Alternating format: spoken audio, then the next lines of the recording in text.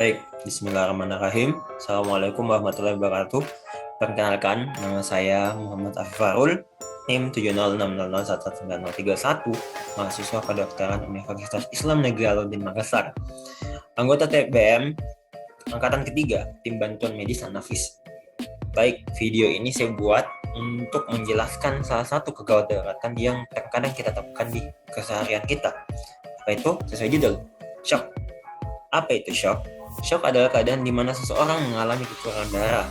Entah dia kekurangan darahnya akibat terjadi luka yang mengakibatkan perdarahan yang begitu banyak, entah dia mengalami gangguan pencernaan sehingga dia mengalami diare berlebih, muntah berlebih, atau bisa saja dia mengalami gangguan pada pembuluh darah.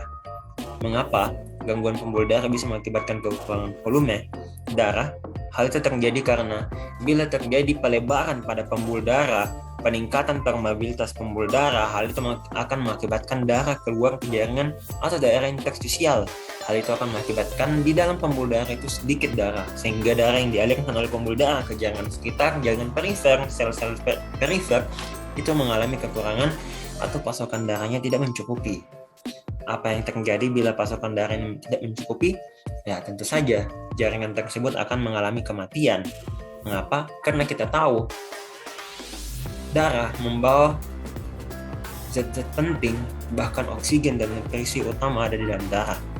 Nah, bila pasokan darah mengalami kekurangan, hal itu akan berdampak besar terhadap sel jaringan sekitar yang mengalami kekurangan pasokan darah. Dia akan mengalami nekrosis atau kita sebut di bahasa umumnya adalah kematian sel. Nah, apa tanda-tanda shock yang paling gampang untuk kita identifikasi? Shock memiliki banyak tanda, cuman yang paling gampang ada beberapa untuk diamati. Satu adalah cyanosis. Cyanosis adalah istilah kedokteran yang menggambarkan seseorang mengalami kebiruan pada kulitnya. Mengapa bisa terjadi kebiruan? Hal itu akibat kematian sel. Di mana kita dapat menemukan cyanosis? Paling sering cyanosis terjadi di ujung-ujung tangan, di ujung-ujung kaki, di pokoknya daerah-daerah ujung. Hal itu terjadi karena tubuh lebih memilih untuk mengalirkan darah ke sistem-sistem atau organ-organ penting seperti jantung, otak. Nah, sehingga organ-organ atau jaringan yang di ujung tangan, ujung kaki itu mengalami kekurangan darah. Nah, hal itu akan mengakibatkan kematian sehingga terlihat sebagai cyanosis. Kemudian tanda selanjutnya yang gampang kita perhatikan adalah pasien sering mengeluh haus dan juga intensitas frekuensi dari kencingnya itu sedikit sekali, bahkan bila dalam keadaan yang parah pasien sama sekali tidak akan kencing, pasien tidak akan berkeringat. Nah, hal itu terjadi karena ya cairan dalam tubuhnya sudah berkurang. Terus selanjutnya adalah pasien mengalami penurunan kesadaran.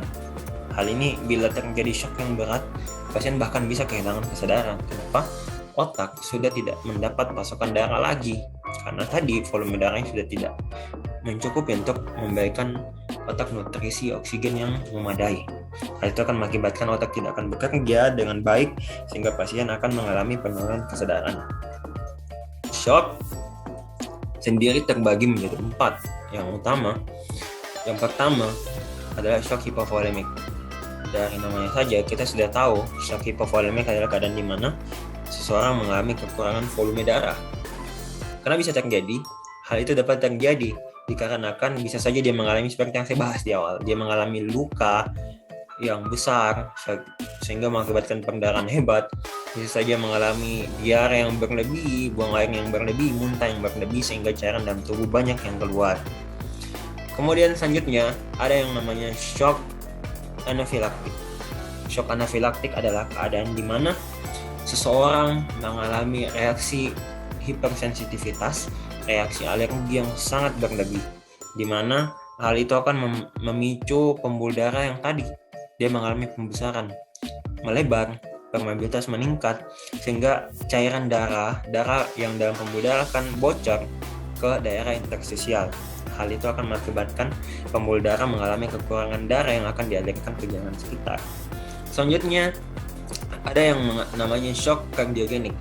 Bila pembuluh darah adalah pompa maka jantung adalah, bila pembuluh darah adalah selang saluran, maka jantung adalah pompanya.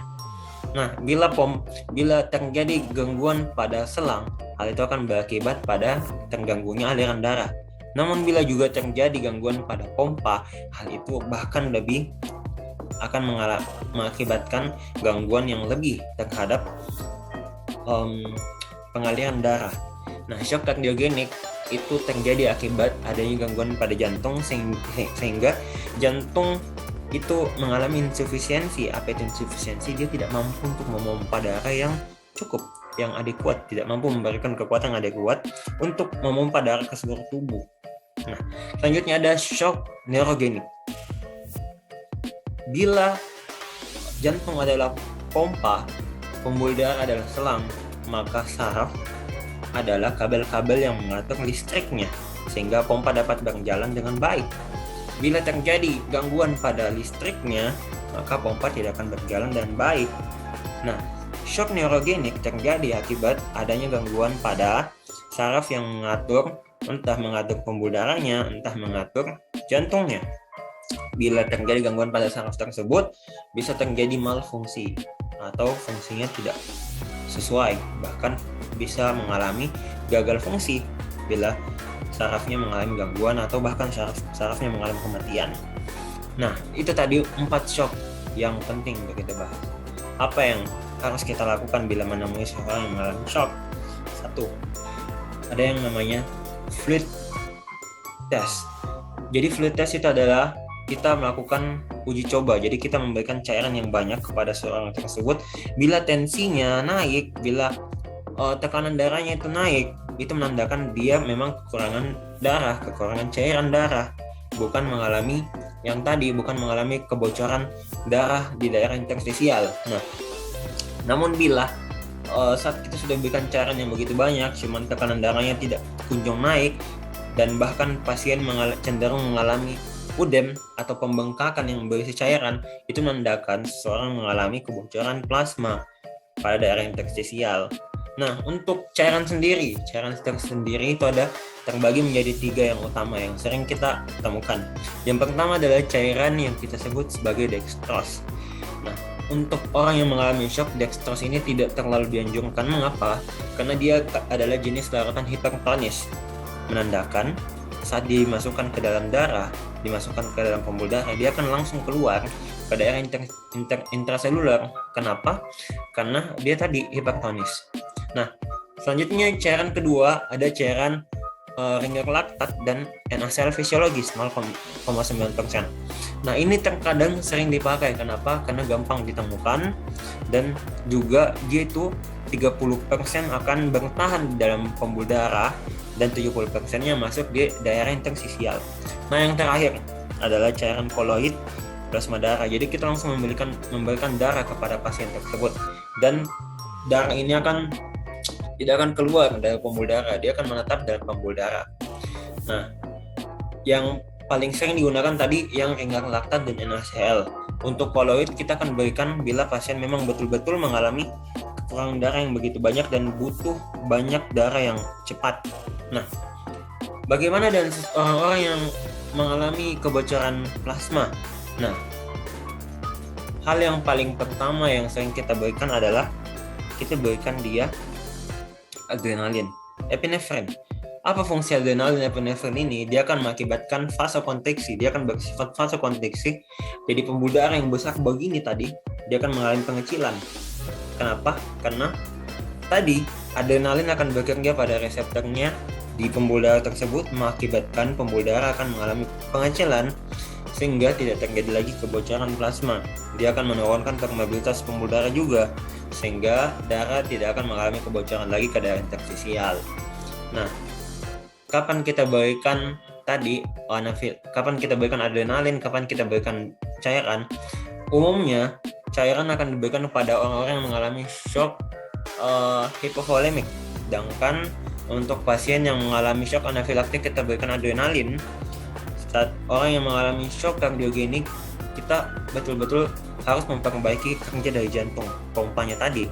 Meskipun kita tambah volume darah, kita perbaiki selang, kalau pompanya rusak akan tetap mengalami shock. Nah, untuk shock kardiogenik ya tentu kita harus memperbaiki sarafnya tadi, listriknya tadi, agar pompa bisa berjalan, agar selang bisa berfungsi dengan baik.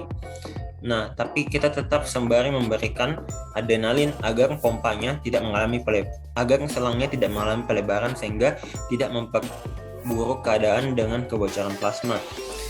Nah, apa untuk shock hipovolemik? Shock hipovolemik biasanya terjadi pada pasien yang tadi, itu yang paling sering, shock hipovolemik yang paling sering kita temukan, entah karena kecelakaan dan lain sebagainya. Nah, mungkin itu sedikit dari saya terkait shock. Semoga dapat dipahami sehingga saat kita menemukan pasien yang mengalami shock dari 4 jenis shock ini, kita sudah tahu apa yang harus kita lakukan sehingga kita bisa menyelamatkan, setidaknya memberikan kecacatan itu tidak terlalu banyak yang terjadi bila kita cepat bertindak sehingga kerusakan pada tubuhnya tidak terlalu meluas. Baik, mungkin hanya itu dari saya. Terima kasih atas perhatiannya terkait shock ini. Semoga menjadi ilmu yang berkah bagi kita. Kurang dan lebihnya mohon dimaafkan. Saya izin pamit. Assalamualaikum warahmatullahi wabarakatuh.